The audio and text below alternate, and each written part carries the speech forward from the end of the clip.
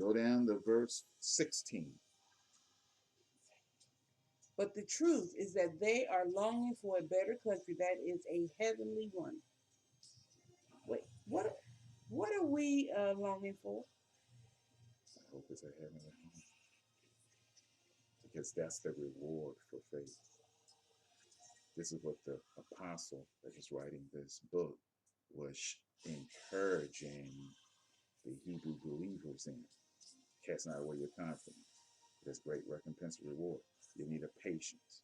If you've done the will of God, you might see the promise. For he who was promised to come will come and will not delay. Right.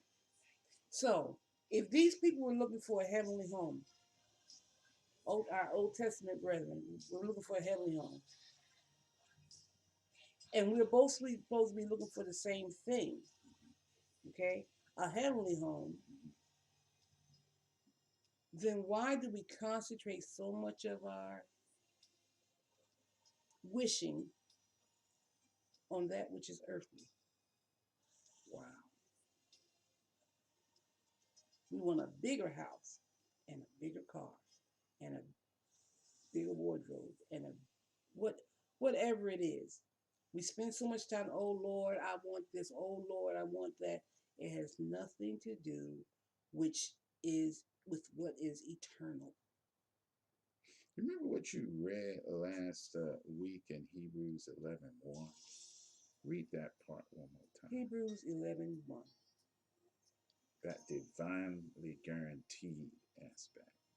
Now faith is the assurance, title deed, affirmation of things hoped for, divinely guaranteed. Stop right there.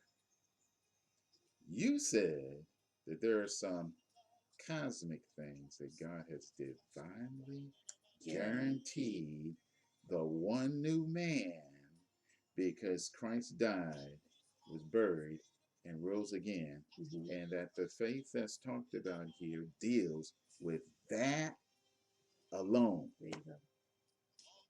Because it requires the return of Christ to give out that promise of eternal inheritance. Right. So you said this verse does not deal with BMWs. Black men working? No. Oh. Cars. Cars, houses, and boats is not talked about in this passage. That's the point we're making. This is the reason we're teaching on unity of the body of Christ and going here. Because this chapter deals with cosmic things.